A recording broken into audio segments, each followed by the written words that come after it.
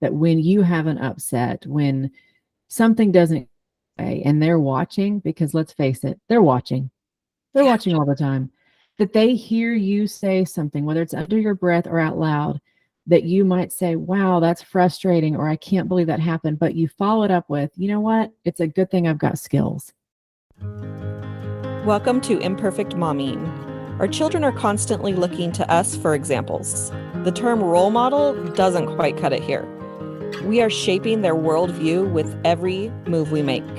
You see, it's not in the lectures we give or moments where we are actively attempting to teach them. It's in the micro movements we make, the unconscious ways in which we navigate life. We are constantly teaching our children how to show up for themselves, their friends, their future partners, and even their future children. So what can we do to ensure we are raising thoughtful, compassionate, self-aware human beings? We have to become them ourselves. No one is perfect, but we can still all be better, and it starts with self-healing. Let's get to it.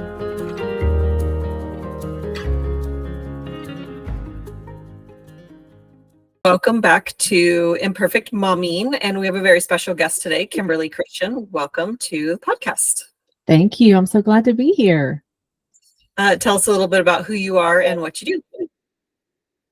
Yes, so I am a licensed clinical social worker and a faith-based clinical therapist. I have been in practice for about 16 years. Love what I do. I love being able to combine the psychology with the faith-based concepts. I'm also a mom to 4 children, ranging from 24 all the way down to 7. And that's just kind of just a quick little snapshot about who I am.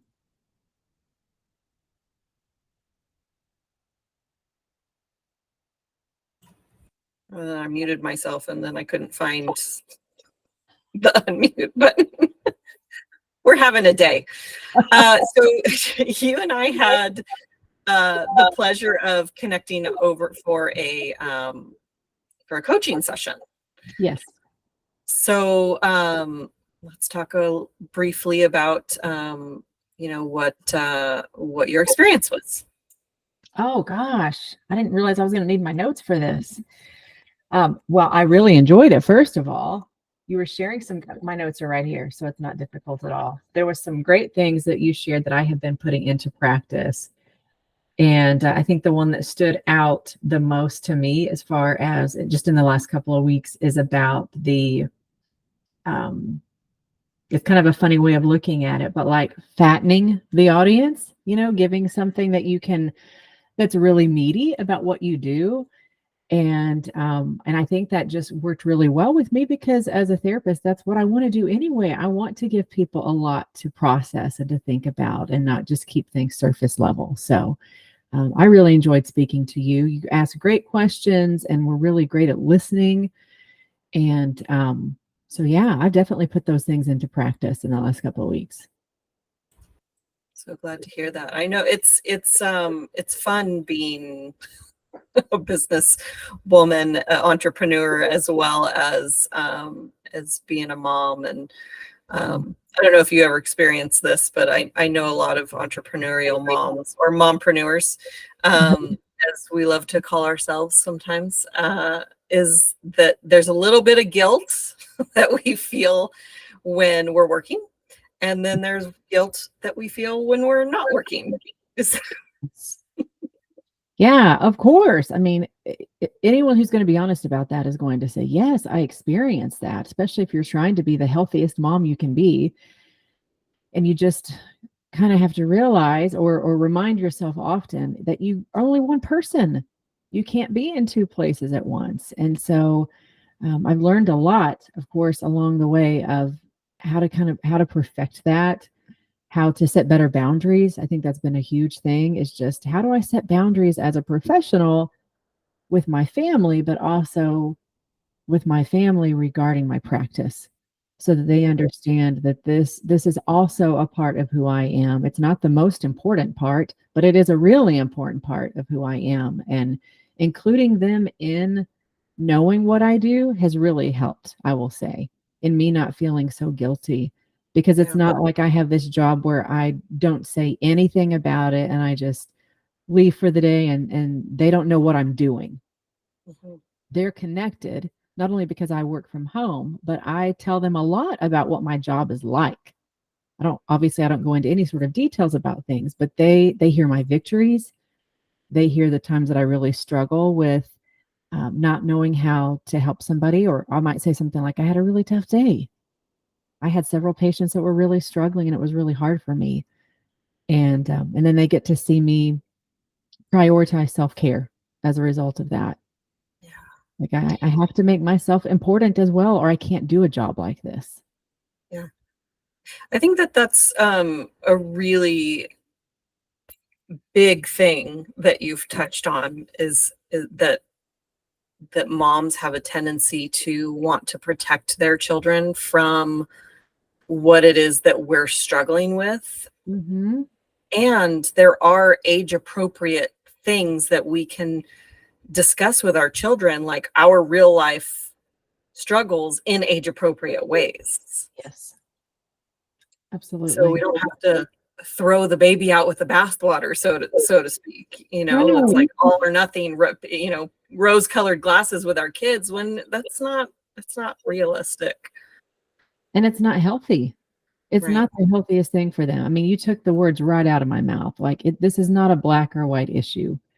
Mhm. No matter what your job is, there's aspects of that that you can involve your kids in so that they feel like they're a part of it. I mean, that's Mhm. part of having a legacy mindset is you want to see that you're teaching your kids, you're modeling for them things that they're going to need in their jobs someday. They're going to need those traits, they're going to need those skills. And so they don't have to know the details of what you're doing, nor could they even comprehend that. But if you're saying things like, I was really stressed today, or I didn't know how to handle this, or I didn't feel at my best was a little bit different than it normally is today. Those are ways that we model healthy self-esteem, which I Mm. think is super, super important for our kids to see, is that in their first early years of life, like right about the age that my youngest son is right now, up to that point, their self-esteem, it's our responsibility. I mean, that's how I see it. Their self-esteem is my responsibility because they see themselves through the lens of how mommy sees them. Mm. It's only when they start to get a little bit older, developmentally, they're being a little bit more interdependent. Mhm. And you see, okay, so my friends get to weigh in on this, or my church group gets to weigh in on this, or the neighborhood or whatever. But those first formative years, it's all about what does mommy like? What does, how does she handle things? If you're a little girl, you're looking at your mom thinking, so this is how a lady acts. This is how a lady handles things. This is how a lady dresses. And if you're a little boy, same thing. You're looking at your dad thinking, so this is what a man is like. I mean, is there a higher calling than that? I mean, that's pretty awesome. Yeah. Also really heavy. Yeah. It definitely both. We mentioned black and white, and it's not, our life isn't black and white, and thank God. you know um what was present for me too while you were talking was resilience is Mhm. the other thing that you're teaching, because you know that's not something that I learned growing up. It was like I made a mistake, and something that I decided was a mistake, and so I fell apart. And like I remember, I've been writing since I could put two sentences together, and I remember my computer crashed. And after I had literally spent, like, I was up till 3 in the morning writing, I was so in the zone, Mhm. and best thing I ever wrote. And the hard drive literally disintegrated, crashed, no hope Oh, of no. re- retrieving what I wrote. And I quit writing forever for about 12 hours. And I was so devastated. But in that moment, it was like, I'm done. I'm never writing ever again. Mhm. And then I remember I love writing. And so I kept going, so I got back up. But it was like I was deep, 16 years old, I'm like deep in these emotions, and there was no one around to kind of talk me through it. And so it was like I had those kinds of reactions to things falling apart or not going my way, and it's been a journey to learn resilience and just try building a business with that being your mindset. Well, you have to have it in business, right? You don't realize it until you need it. But you bring a great word, resilience. I don't know that I've naturally paired that with what I'm doing, but it's perfect because teaching people of all ages the idea that you need to really understand your feelings. You need to have a great knowledge of the capacity of your feelings and why they matter and what they're connected to is exactly what you're saying. That when you have a really intense feeling, which is very human, very natural, we all need that, that's not the time to make a big decision. And I spend a lot of time with adults, especially because that's who I primarily treat. But obviously, I have children at home. And so I'm trying to teach that to them as well. When you have a really big feeling, that's when you need to stop. Because going forward in that, whether it's positive or negative, you're probably not going to make your best decision. So it's best to just sit, wait, write it out, talk to somebody. You hear the phrase a lot like sleep on it. Doesn't that make sense? Because it actually does work. If you just sleep on it or give yourself some time, you just wake up with a different perspective. And just like you did, I mean, you couldn't go more than 12 hours. Right. I love this way too much. I'm so going to do this. But you notice that immediate thought was, I'm never doing this again, because you didn't want the pain that risk brought into your life. I'm pouring out my heart and then it could just disappear. I gave that everything. I can never duplicate it. But I bet you did. And I bet it was even better. Yeah. I can feel my 16-year-old tears, like from like I feel that moment, not, and I've had several since where, I changed website hosts. And so I had maybe 20 blogs or so that didn't get transferred from the old website to the new website. And they were,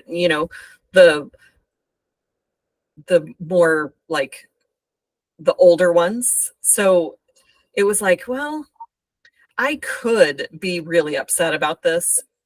And I still have the title of those blogs. So I'm pretty sure that I could not only recreate it, but probably write it better than I did back then. So it was a totally different experience where it wasn't devastating. And I've thought I've lost every single thing that I've written multiple times. And the more that I've had that feeling, the less it destroyed me when it happened, whether I lost the writing or not. So the more we deal with stuff and the more we see our parents and deal with stuff like as we're growing up, and the more that you communicate with your kids, the more tools and resources you're giving them and showing them to recover, because there's going to be disappointments in life. I really wish we could protect them from all of the disappointments. Yes. But it's so much better to be able to model for them that when you have an upset, when something doesn't, and they're watching, because let's face it, they're watching all the time, that they hear you say something, whether it's under your breath or out loud, that you might say, wow, that's frustrating, or I can't believe that happened. But you follow it up with, you know what? It's a good thing I've got skills, or I can figure this out, or I can handle tough things. They need to hear that, because going back to what I said about their self-esteem is our responsibility. They're watching from us if we're really living out what we're saying to them. Like if we're saying, well, don't say bad things about yourself. Don't talk about yourself that way. You're precious. You're awesome. You're perfect in my eyes. But then they see you have a mishap and you're like, oh, I'm so dumb. I cannot believe I just did that. What an idiot. Look what you just did. Yeah. And I want to say this, every parent is going to do their best if they're a healthy parent, but they're going to make mistakes. and they're going to do what I just said. Mm-hmm. But the big thing is that one of the biggest pieces of advice that I could give in my time as a mom so far is that it's never too late to go back. I've never once heard one of my kids or any of the adults I've ever treated tell me that they did not accept an apology from their parent. Yeah. Like they could be 30 years old and something happened when they were 16, like what you just said. And if the parent comes and says, I've been thinking about that and I never apologized, but that was on me. I had a lot of work to do, but you deserved better. And I'm really sorry. And I'm asking you to forgive me. I want to start new now. I want to have a different relationship with you as an adult. I can't think of a time where a person was like, well, it's too late. I don't care how humble you are. I'm not taking that. And that's just so unlikely. Right. So we can always go back and show them that we've done the due diligence of thinking through, I made a mistake. And even if it was my kid, it's my kid. Right. And I know like the opposite of those things have happened where number one, parent has gone back to child and said, I'm so sorry. And the child's like, I don't even remember what you're talking about. Yes. Yes. Or child desperately wants an apology from the parent and it just never comes. Yes. But to hear that like no adult that you've ever heard of has ever been upset that their parent came back and apologized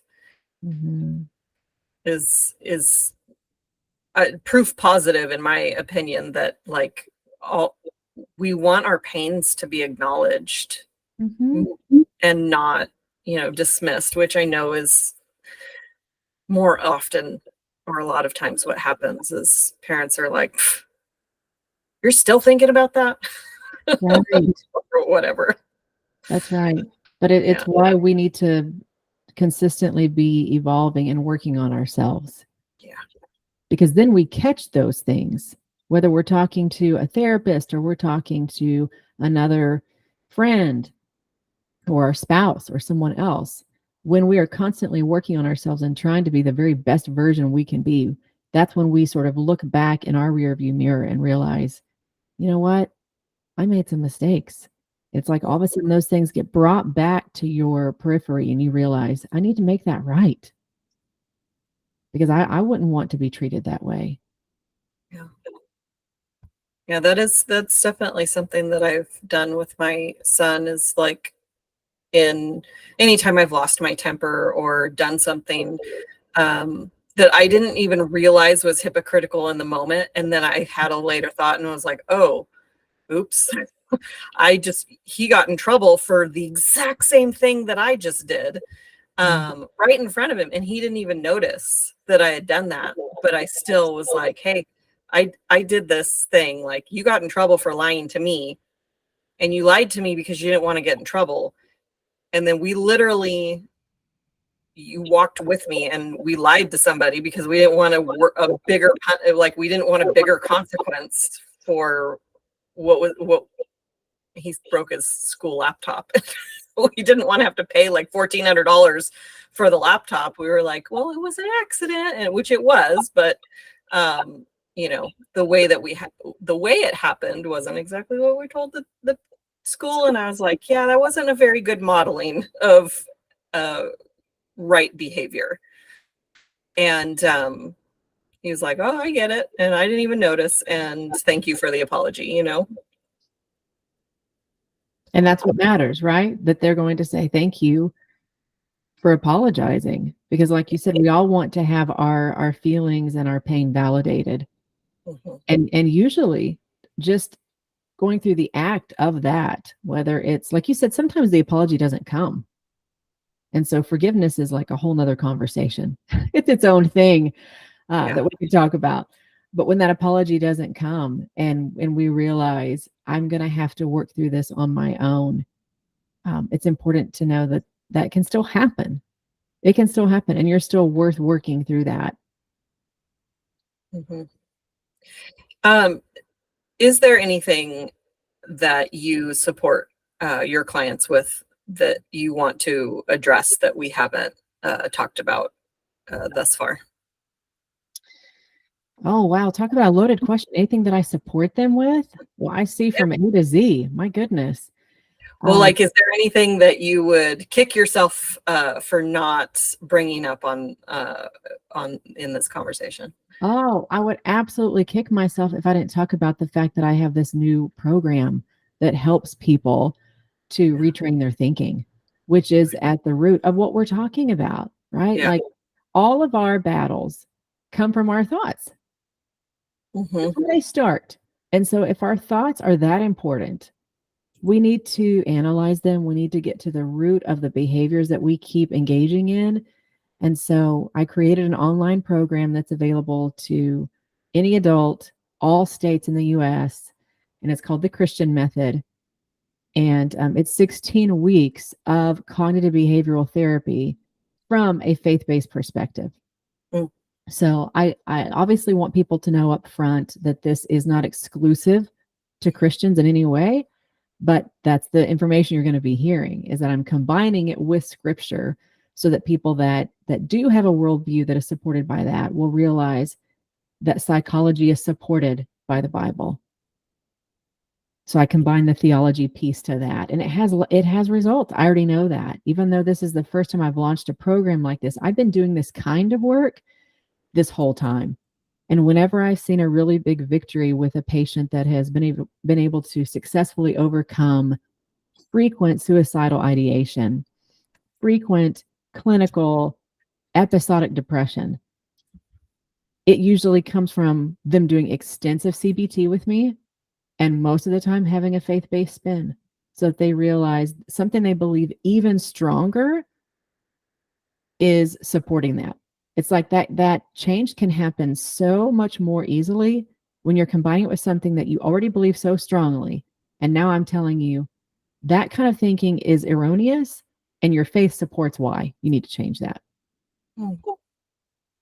So yeah, I love that. Go ahead. I was just going to say I'm super passionate about it. I could talk about it for hours because I know that it works.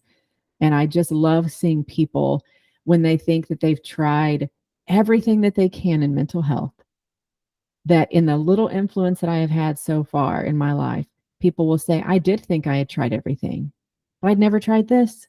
I had never done structured CBT where it wasn't just talking about your thoughts. It was really learning, what is a thought? What is a feeling? How does that impact your behavior? What is it like to have automatic thoughts? How do you change them? Because you certainly don't just throw them out. And I think a lot of people are taught that. Just think positively. Just focus on the positive. Just be happy. You actually have to learn how to dispute the negative thoughts that you have and replace it with something that your brain will actually get behind and believe.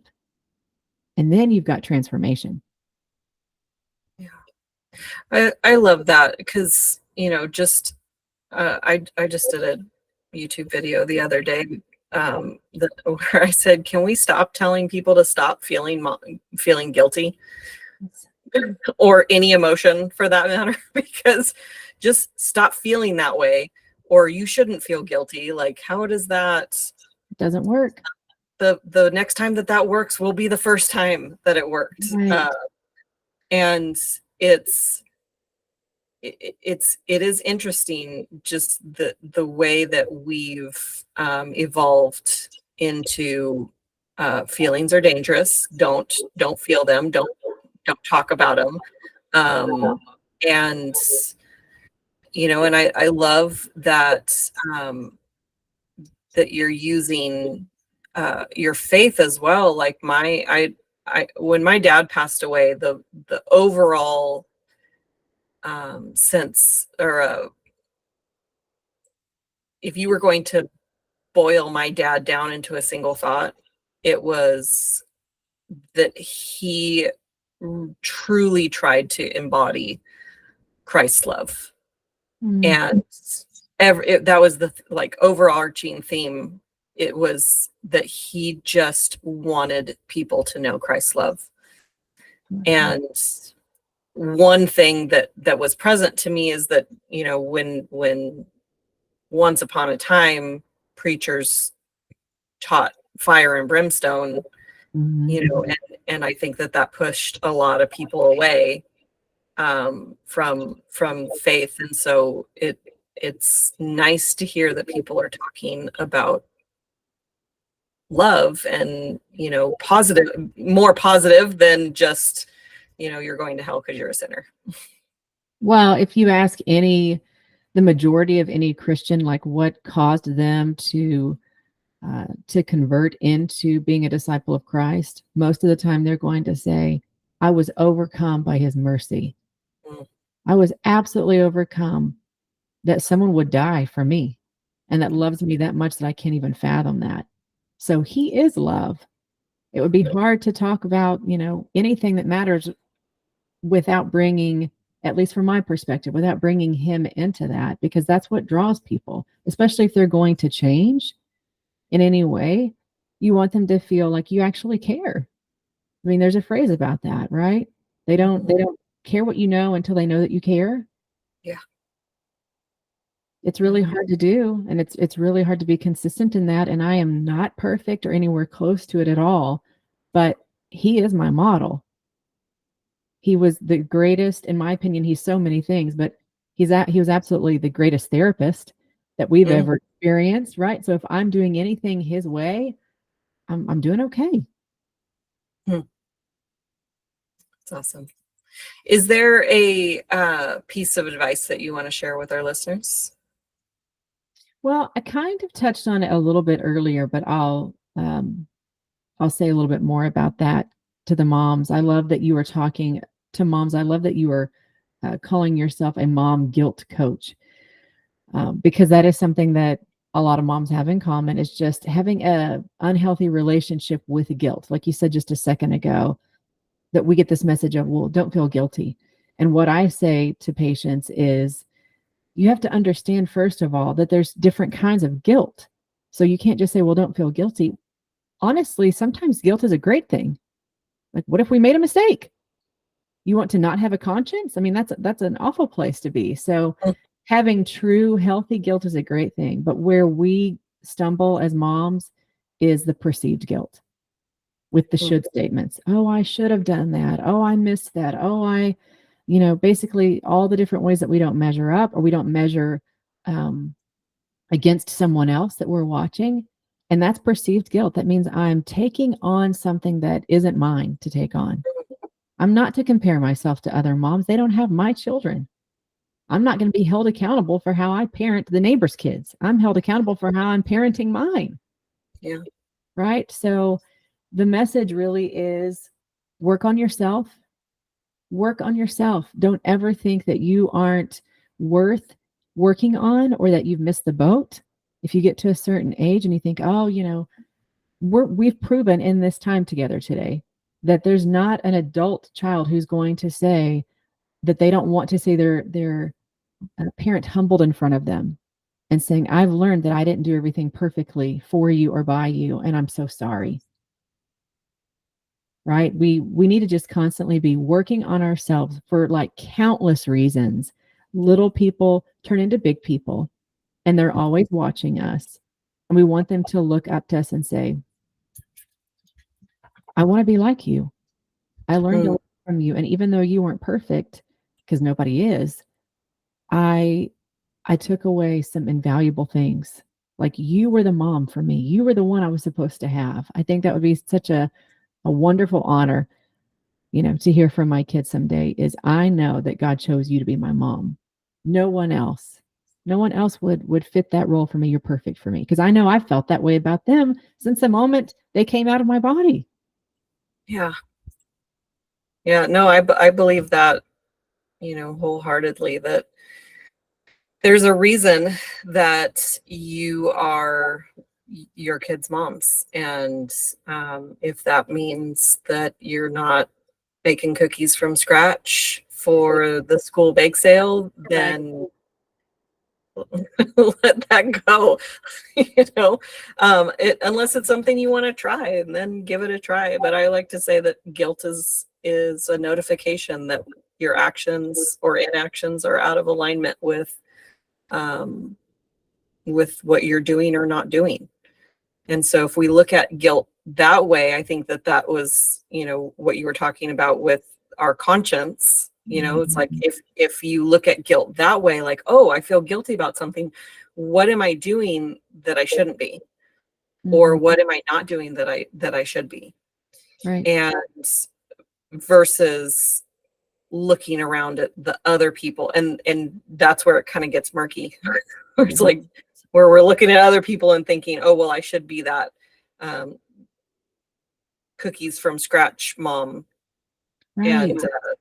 And and I'm like, this is a real life example for me because I like to bake. Baking is my favorite thing, and I made something that turned out not as great as I wanted it to. And so I was embarrassed. And when I got there, it was like, oh, well, literally every other parent except for one bought cookies from the grocery store. Yep. And I was, and there's no judgment on that. That's what they had the time and capacity for. But, I had a choice to beat myself up over the results or enjoy the time that I was spending with my son making cookies. Right. Yeah. Yeah, you hit on an excellent point there. We have to remind ourselves that we don't know the behind the scenes in everybody else's lives.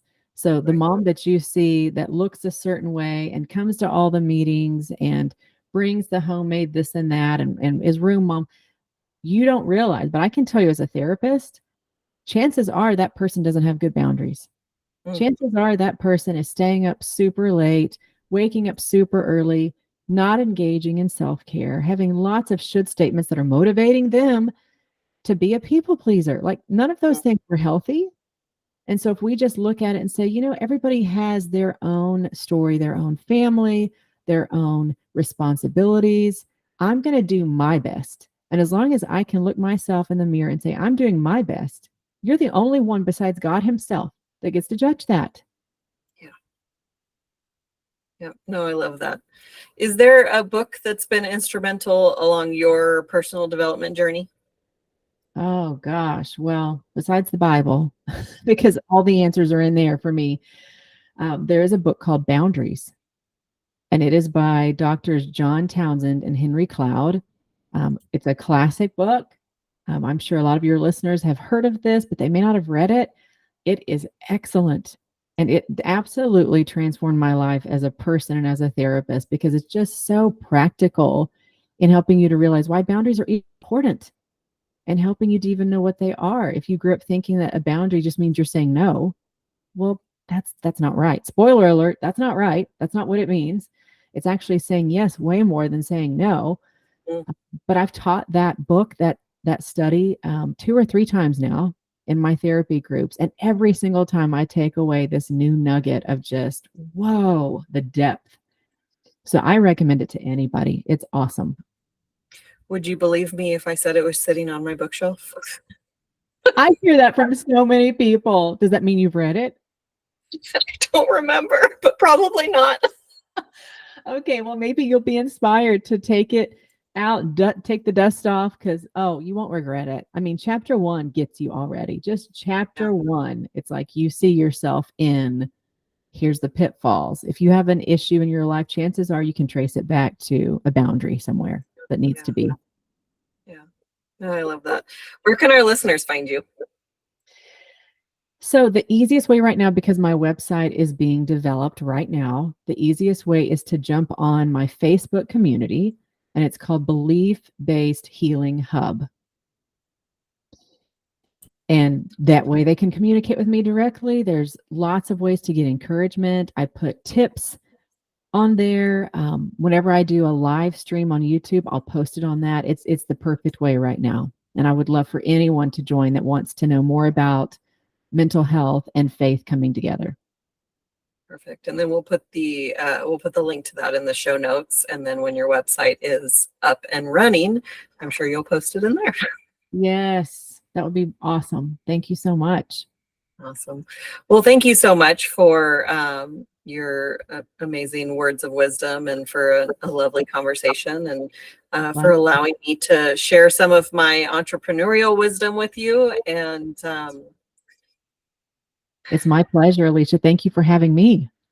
Absolutely. So there will be another episode of Imperfect Momming for you all next week. And until we meet again, keep healing. Bye, guys.